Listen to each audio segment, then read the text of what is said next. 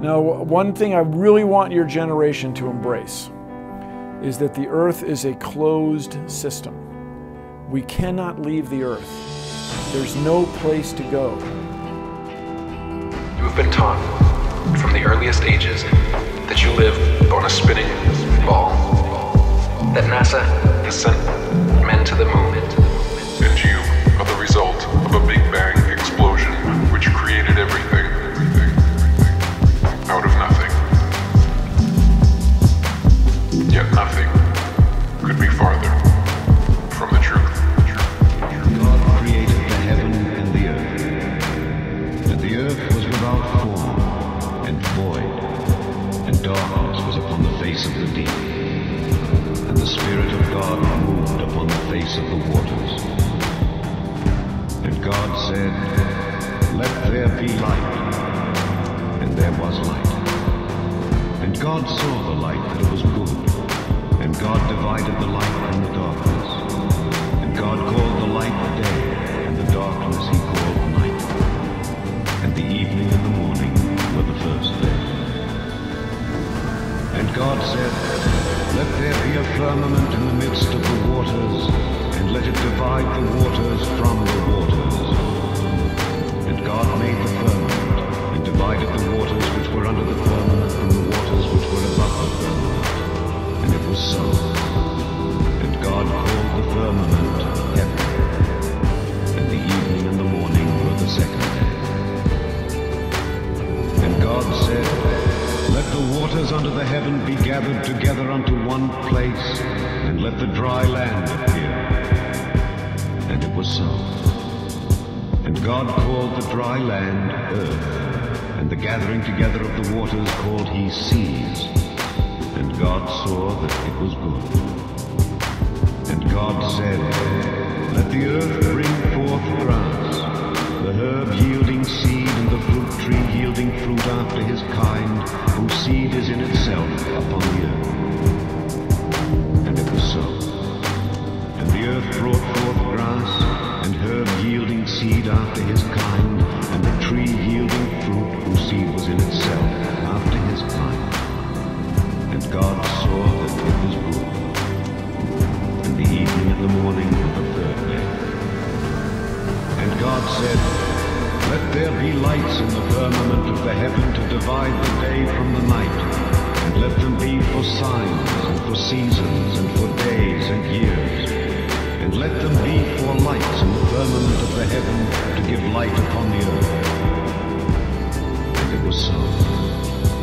And God made two great lights, the greater light to rule the day, and the lesser light to rule the night. He made the stars also. And God set them in the firmament of the heaven to give light upon the earth, and to rule over the day and over the night, and to divide the light from the darkness. And God saw that it was good. And the evening and the morning were the fourth day. And God said, "Let the waters bring forth abundantly the moving creature that hath life, and fowl that may fly above the earth in the open firmament of heaven."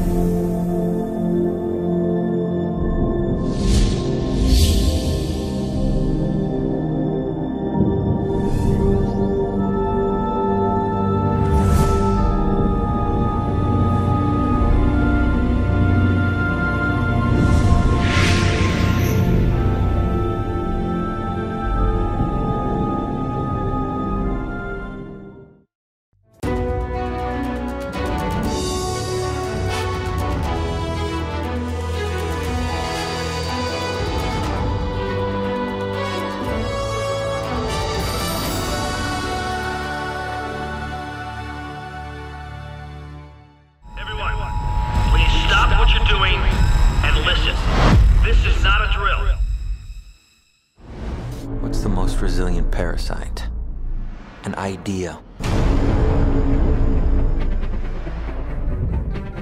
a single idea from the human mind can build cities.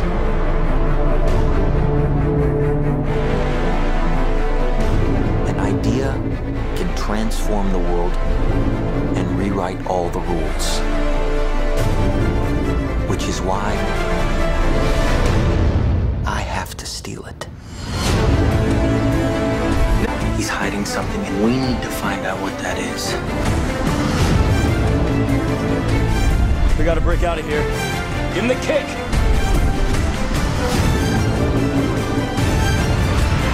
This was not a part of the plan! Wake me up! Wake me up!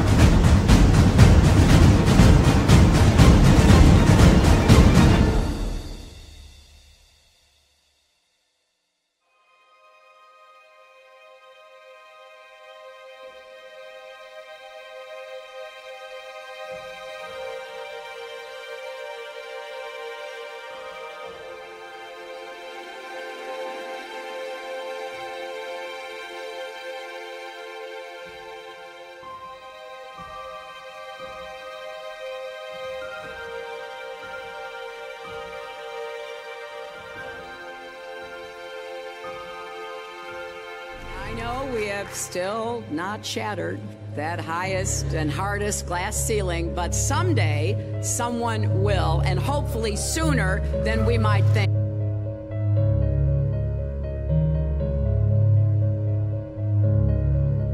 As the galaxies go whizzing by over the glass domed ceiling. Now tell me that doesn't work for you. If it's true, does it change how I live my life? This is something that is not an easy answer because of the magnitude of what we're talking about here. How it will change your life, first of all, when you understand it, is dramatic, to say the least. Will it change you from having to go to your job every day and the things that you typically do every day? No. But when this knowledge becomes more mainstream and these agencies are starting to be held accountable, and you understand that they're all participating in this, not just the United States government, not just NASA, but China, Russia, India, all of them have space programs. They all have the same symbolism. They're all doing the exact same thing to their citizenry. And the first thing you have to understand about this is that the deception goes all the way to the top. And when I say all the way to the top, you have to kind of get rid of the notion that the people at the very highest levels are working together.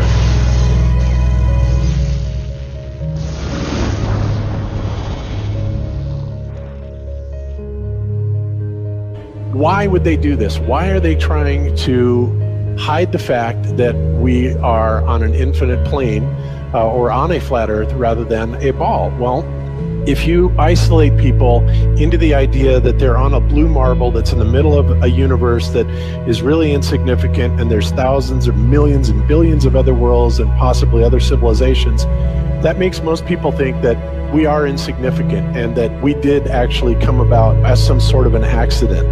Now, when people believe that, their minds are much more malleable into being given the idea that there is no God, there is no creator.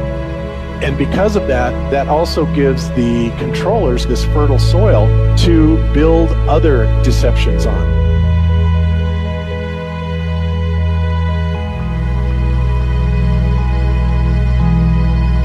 Why do you think that Truman has never come close to discovering the true nature of his world until now? We accept the reality of the world with which we're presented. It's as simple as that. It's about total control, mental, physical, spiritual, every way, shape, form possible. You have to remember how big of a conspiracy this is. This isn't talking about just the JFK thing, or isn't talking about just 9/11. It's on an umbrella kind of system to where it is the biggest deception that there is. It actually exposes every other deception, and nothing else brings down the power of the elite, because it really exposes education, science, the economy, television, museums, universities. Think of all the things that have been fooled. I feel worse for the people that are out there building satellites, the people that are out there actually working for these space agencies, the people out there teaching in schools as professors, because they would all come to the conclusion eventually, once this gets out, that they've all been contributing to the lie.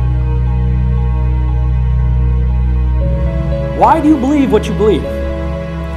Prove it without using NASA or any other space agency, the government or military of any country in the world. Why would I say that? NASA has been proven to be liars time and time again. I could spend a whole weekend here showing you the lies of NASA. How many of you believe your government is 100% honest and can be trustworthy? And how many of you know the military answers to their government? Okay, so if those three sources are all proven liars, why would you trust them? Fool me once, right? Shame on you. Fool me twice, shame on me. I say, continue to believe pathological liars and you're an idiot. But that's what we've all done. And so, I look at these stuff, we've all seen the textbooks, we've all seen the videos and movies and all these things, and there's so much of it. Do you know what the budget NASA has? You know how much they get? How much money they get? Have you seen the movie Gravity? That's made for about $100 million, give or take. And if you saw the movie Gravity, that was pretty impressive. I saw it on IMAX, big screen, like, wow. I mean, I felt like I was with Sandra Bullock flying around in space, freaking out myself. Okay, this is what they're able to do with $100 million. What are you able to do with tens of billions of dollars a year since the 60s?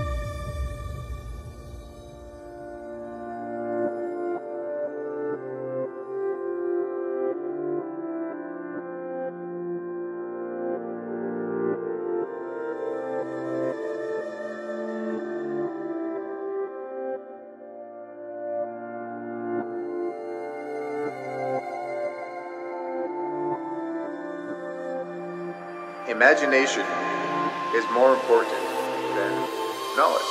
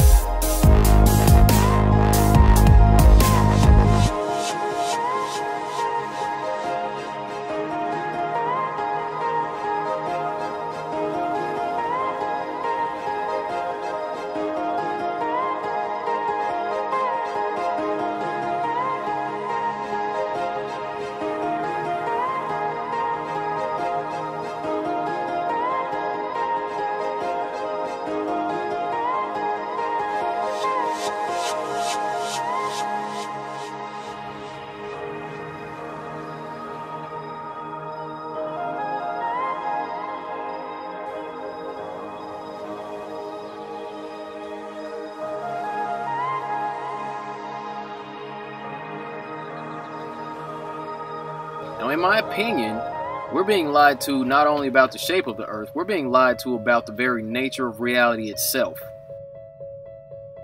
In 1954, Admiral Richard Byrd, a highly decorated naval officer, conducted an interview where he alluded to the idea that there may very well be land beyond the poles. Admiral Byrd, you've been to both the North Pole and the South Pole. Is there any unexplored land left on this Earth that might appeal to adventurous young Americans? Yes, there is. But strangely enough, there's left in the world today an area as big as the United States that's never been seen by a human being. And that's beyond the pole on the other side of the South Pole from Middle America. And I think it's quite astonishing that there should be an area as big as that unexplored. That's a tremendous So challenge. there's a lot of adventure left down at the bottom of the world. Well, Admiral, do you hope to see that? We don't know. That's the big problem. We don't know where we are. Okay? That's what we're all trying to figure out here. But there is the Antarctic Treaty where, 53 or so nations have signed saying that no one's going to lay claim to Antarctica and that there are massive restrictions for travel there. You can't just get up and go to Antarctica on your own.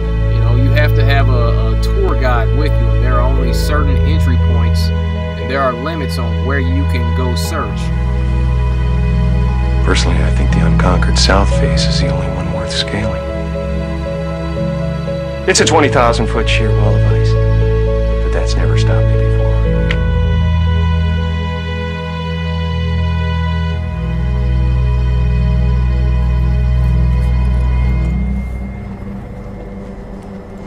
Welcome.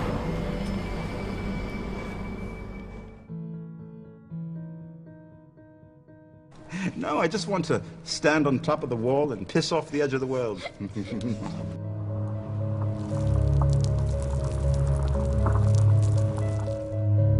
What difference does it make? What difference does it make? Yeah, that's their favorite line. Got a lot of people, what difference does it make? You can't figure out what difference it makes? If you can't figure out what difference it makes that the people running your world are lying to you over and over your whole life, if you can't figure out that someone lying to you is trying to control you, suppressing of information, of knowledge, is control. Deception of information and knowledge is a form of control. So what difference does it make? It makes a big difference, because once they start omitting information or lying about information about where you live, they're doing it to control you, period. Why am I having to explain this to critical thinkers in the truth movement? The way you control billions of people is to keep them divided and fighting each other. Flat Earth is not a psyop. Flat Earth destroys the psyop. Every psyop that's been used to control us for as long as they've known about it. So this system has been in power and control for hundreds of years, ever since they convinced the rest of the world that they didn't know where they live, and created this fantastical scenario to make people feel insignificant and to follow those that appear to know better. Why is the flat Earth so important? Because it shows the deception. And if everybody would just come together and demand answers, they would be in checkmate. They would not know what to do.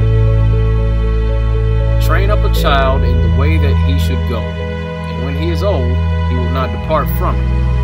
I believe that's why we have so many who are indoctrinated to still believe and fight so hard for the heliocentric model. The reason being is because we've been taught the globe model since before we had the ability to think for ourselves. Think about that. Before you could think for yourself, before you could form rational thought, you've been taught that you live on a spinning ball, although your five senses tell you something totally different. Our senses tell us that the Earth is flat and stationary, that the sun and moon and the stars rotate above us just as we see, that they make their annual cycles in such a way that we can calculate days, months, and years. of the passage of time, just like in Scripture. The earth in itself works like a well-designed timepiece, and we all know that any timepiece that we can think of has a designer.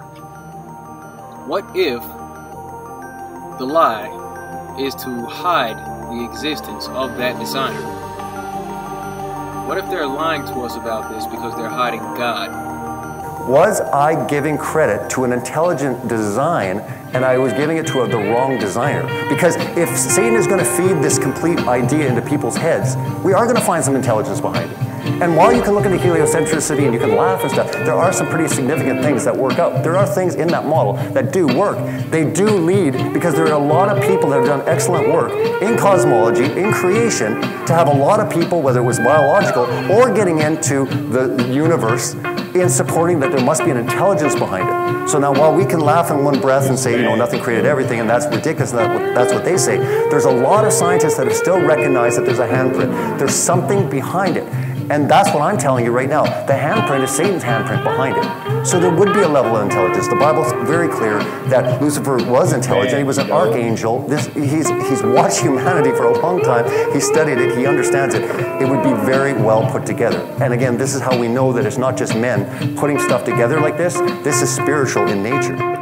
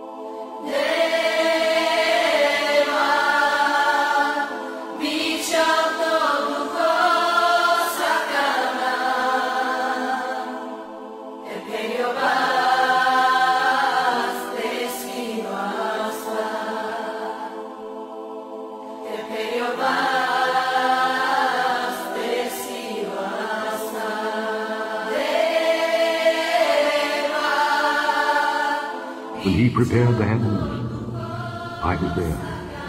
When he set a compass upon the face of the depth, when he established the clouds above, when he strengthened the fountains of the deep, when he gave to the sea his decree that the waters should not pass his commandment, when he appointed the foundations of the earth, then I was by him, as one brought up with him, and I was daily his delight, rejoicing always before him, rejoicing in the habitable part of his earth, and my delights were with the sons of men. Deva